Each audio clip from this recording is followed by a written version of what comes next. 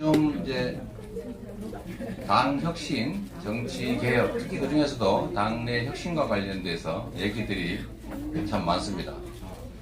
모든 영역에 많은 분들이 당 혁신 또 쇄신을 얘기하고 있습니다. 지금까지 저는 여러 차례 말씀드렸습니다만 지금 윤석열 정권이 좀 국민의 삶을 개선하는 일, 소위 정상적인 국정 업무에 집중하기보다는 어떻게 하면 야당을 파괴할까, 괴멸시킬까 이런 데 집중하는 것 같아요. 맞아요. 제가 오늘 최고위에서도 말씀드렸습니다만 길바닥에 붙여놓은 현수막들을 보면 어떻게 집권 여당이 이거 하자, 저거 하자, 나라를 어떻게 만들자 이런 내용은 없고 거의 대부분 누구 욕을 하고 있는, 비난을 하고 있는 그런 내용들입니다. 사실 이제 야당이 감시 견제 역할을 충실히 한다고 해서 이제 국정 운영에 대해서 견제를 하고 또 다른 의견을 내고 하는 것들은 매우 자연스러운 현상이고, 또 야당이 소위 여당이 하는 일을 발목 잡아서 또 국정 운영이 어렵다라고 하는 얘기는 우리가 수태 헌정사에서 들어봤습니다만은 여당이 야당 발목을 잡는 일은 참 우리가 보지 못한 풍경입니다. 그렇죠? 대표님도 못 만나서 하셨잖아요. 정말 특이한 풍경이에요. 정부가 새로 출범하면 새로운 정책도 많이 내고 새로운 질서 시스템을 만들기 위한 법안도 많이 내고 또 야당이 반대하면 설득도 하고 양보도 하고 또 일종의 조정, 거래, 야당이 하고 싶은 일도 일부 허용하면서 이렇게 일정한 성과를 만들어내려고 노력하는 게 정상적인 모습이었습니다. 참으로 안타깝게도 지금 그런 모습이 전혀 보이지가 않죠. 제가 들은 바로는 지금 새로운 정부가 출범한 이후 국회에 제출된 법안 건수가 가장 적다 이런 지적도 있어요. 사실인지는 한번 확인해 봐야 되겠습니다만 하여튼 현재 정치의 모습이 매우 비정상적인 것은 분명합니다. 그러다 보니까 우리 야당의 대응도 사실은 거기에 맞출 수밖에 없는 거죠. 저는 새로운 정부가 출범하고 또 새로운 대통령이 당선됐기 때문에 성공한 대통령, 성공한 정부가 되기를 바랬고, 그게 그분들을 위해서가 아니고 그게 대한민국이 잘 되는 길이기 때문에 그렇게 되기를 바랬고, 또 그렇게 한다면 협력할 건 협력하면서 선의의 경쟁을 통해서 우리가 훨씬 더 나은 나라를 만들 수 있음을 보여주는 그런 계기를 만들고 싶었습니다. 그런데 시간이 지나면 지날수록 그리고 네거티브 경쟁으로 자꾸 빠져드는 안타까운 현실이어서 저희들도 선택의 여지가 점점 좁아지는 그런 문제가 있습니다. 정치에서 보통 변화, 혁신, 개혁 이런 요구하고 통합, 단결, 단합 이런 가치들이 충돌을 하기도 하고 서로 상보적인 역할을 하기도 합니다. 상호 보완적 역할을 하기도 하는데 지금까지는 어쨌든 집권 여당의 전략이 뭘 잘하기보다는 야당을 어떻게든 두들겨 깨고 야당 인사들을 탄압하고 제거하고 위축시키려고 해왔기 때문에 이제 우리 야당의 과제는 어쨌든 그걸 이겨내는 것이다. 통합되고 좀 다른 요소들이 있더라도 서로 참고 견디는 것이다. 이렇게 좀 판단을 그쪽에다 좀 중점을 뒀던 게 사실입니다. 그리고 아까 말씀드리다 말았습니다만 정부 여당의 작전이 더 나은 나라를 만드는 게 아니라 오로지 권력을 행사하고 유지하는 데 집중하다 보니까 이 네거티브한 일들에 매달리고 그러다 보니 우리가 지금까지 겪어보지 못한 일들이 새로 생겨나거나 아니면 이제 사라졌다고 생각되는 일들이 다시 발생하기도 합니다. 그 대표적인 것이 검찰, 경찰의 수사권 남용, 과도한 압박으로 건설 노동자가 분신 자살을 하는 그런 상황이 벌어지지 않습니까? 이런 일들 근자에 없던 일들이죠. 우리 국민들은 경제는 나빠지고 또 삶은 어려워지는데 정부는 그건 시장이 알아서 할 일이지 정부가 어떻게 할 수 있는 게 아니다. 이런 태도를 취하다 보니까 버림받은 느낌, 그런 느낌이 듭니다. 참 외롭고 힘들어지는 거죠. 안 그래도 어려운데 힘들고 어려울 때일수록 우리가 자, 내일은 더 나아질 것입니다. 우리가 이런 노력을 할 것입니다.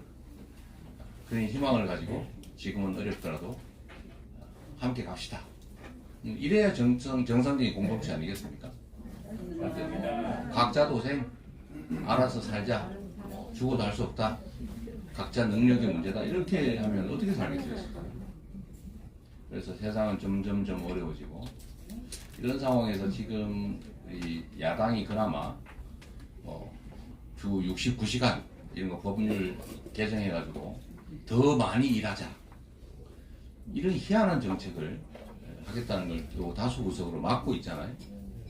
어제 그저께 보니까 집시법 개정해서 밤에 심야에는 집회를 못하게 하겠다, 그런 기본권 침해를 하는 그런 시도들을 자꾸 하는데, 그나마 우리가 야당이 다수 구석을 가지고 있기 때문에 좀 부당한 것들을 막지만, 내년 총선에서 만약에 좀 우리가 우려하는 상황이 만약에 발생한다면 시스템들조차, 제도, 장치들조차 통째로 다 퇴행하고 바뀌어버릴 것이다. 그럼 이 나라의 그 퇴행을 어떻게 할 거냐 대체. 그래서 내년 총선에는 우리가 반드시 이겨야 되고, 저는 이 자리에서 그렇게 말씀드리고 싶어요. 총선에서 이기는 것, 이게 바로 가장 큰 개혁이다. 이겨야 개혁이라도 하지. 우리가 가치를 주장하다 패전해가지고 현실의 삶이 나빠지고 제도 장치들이 후퇴해버리면 그게 현실적인 정치에서 무슨 의미가 있겠습니까? 그래서 저는 내년 총선에서 이기는 것이 가장 중요한 과제다, 이렇게 생각하는데, 여러분 어떠세요? 그래서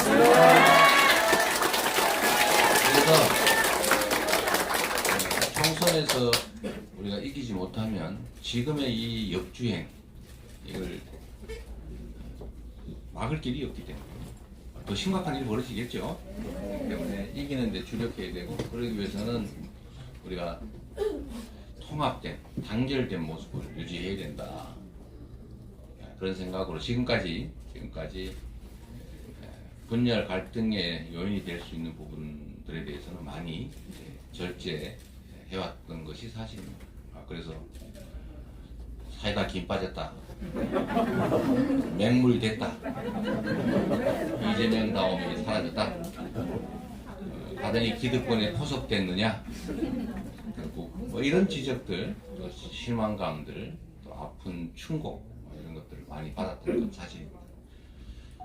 그런데 역시 때가 있는 거죠. 그러다 보니 최근에는 당을 혁신해야 한다, 개혁해야 된다, 쇄신해야 된다, 이런 요구가 아주 다양한 영역에서 다양하게 뻗어져 나오기 때문에 때가 된 것 아니겠습니까, 여러분?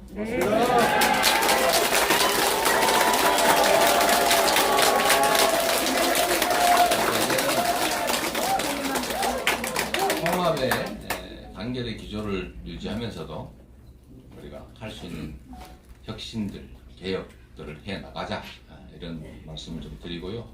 오늘은 그런 주제로 몇 분하고 말씀도 같이 한번 나눠보겠습니다. 그리고 이제 본격적으로 우리 말씀을 좀 들어보기 전에 제가 이 말씀을 좀 드리고 싶어요. 당이라고 하는 것은 기본적으로 우리가 무리라고 합니다. 무리. 당하고 반대되는, 좀 상대되는 개념이 뭐냐면 조직이에요. 조직. 자주 말씀드리잖아요. 조직은 상명하고 하나의 의사만 있죠. 의사가 다르면 그거는 억압하거나 없애거나 바꾸거나 이렇게 합니다. 근데 당은 조직이 아니에요. 군대, 관료, 이런 조직이 아니죠. 하나의 무리라는 것입니다. 생각이 다른 게 너무 당연해요. 또 똑같은 인자들을 다 모아보면 아무 의미가 없죠. 마치 모래더미 같지 않습니까? 모래 많이 뭐 하겠어요. 모래더미죠. 자갈 많이 뭐 하겠어요. 자갈병이죠. 근데 이걸 모래, 자갈, 시멘트, 물을 잘 섞으면 이질적 요소들을 섞으면 시멘트라고 하는 게 생겨나지 않습니까? 당은 그런 거라고 봐요. 다양성이 생명인데 이 다양성을 최대한 발휘하게 하되 그러나 일정한 선을 또 넘어가면 콩가루 집안이 되는 거겠죠. 그래서 이거를 어느 선에서 적절하게 배합할 것이냐가 매우 중요한데 그래서 몇 가지 기준이 있습니다. 최근에 저희가 당내에 무슨 뭐 문자 폭탄이니 뭐 폭언 뭐 모욕 뭐 이런 것들이 있어서 사실 저는 우리 당 구성원들 사이에 뭐 할 말 하는 거 당연하지 않습니까? 사실에 기초해서 의견을 자유롭게 내는 것 이건 민주주의의 가장 기본적인 가치이고 이게 억압이 되면 민주주의라고 하는 게 숨 쉴 수 없기 때문에 이건 꼭 필요한 거라고 봐요. 그런 점들에 대해서 우리가 다 용인해야 된다. 다만 표현의 방식들이 폭력적이거나 억압적이거나 모욕적이거나 사실에 기초하지 않은 허위이거나 왜곡이거나 이런 거는 사실 공동체를 해치지 않습니까? 그래서 그런 것들은 철저히 우리가 또 자중해야 된다. 존중해야 된다. 상대를. 그 말씀을 많이 드려서 지금 많이 이렇게 갈등 충돌은 많이 줄어든 것 같긴 합니다만 여전히 그런 요소들이 있다고 해요. 얼마 전에 우리 당내 여성 의원 한 분한테 좀 심한 문자를 보내서 우리 당이 그런 장치를 만들어 놨습니다. 이렇게 당내 인사들이 이렇게 뭐 폭언, 협박 또는 뭐 모욕 이런 걸 하면 우리가 당내에서 신고를 받아가지고 조사를 해요. 당원의 경우는 징계 조치를 하고 당원이 아닌 경우는 뭐 범죄 행위에 해당되면 뭐 수사를 의뢰하거나 이렇게 하고 있는데 얼마 전에 당원인데 뭐 답도 안 하고 그래서 결국 제명 조치를 했습니다. 했는데 또 한 케이스는 저희가 뭐 그렇다고 해서 조사를 해보면 당원이 아니에요. 당원이 아니에요. 그러니까 이거는 뭐 두 가지 중에 하나겠죠. 당원을 가장해서 장난을 친 것이거나 이간질을 소비한 것이거나 아니면 뭐 우리 당과 관계없는 개인적 행위겠죠. 뭐 그런 사람도 있으니까. 근데 그게 이제 지금도 추가 조사를 제가 하도록 해놨습니다만 그런 경우에도 확인이 좀 필요하잖아요. 그래서 저는 몇 가지 우리가 공동체이기 때문에 몇 가지는 우리가 좀 지키자. 의견은 자유롭게 내자. 의견은. 그리고 민주정당에서 상하라고 하는 게 있는 건 아니지 않습니까? 그러니까 자유롭게 의견을 내자. 당대표한테도 할 얘기 다 하고 다 하지 않습니까? 뭐 당원들끼리도 뭐 의원에게도 지역위원장에게도 뭐 당직자에게도 할 말은 하자. 다만 폭력적 언사나 모욕이나 이런 거 하지 말자. 꼬투리 잡힐 뿐만 아니라 그렇게 하면 안 되는 거잖아요. 말 한마디에 천냥비 감당하는데 하고 싶다가도 욕하면 안 하고 싶어지죠. 사람 아닙니까 다. 또 사실과 다른 허위사실에 기초해서 하는 것은 이건 음해죠. 이런 건 해서는 안 됩니다.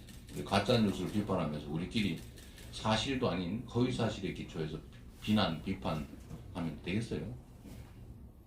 그리고 외부의 이간질에 놀아나지 말자. 좀 확인 좀 하자 서로. 이런 세 가지 원칙을 좀 정해서 잘 지킵시다.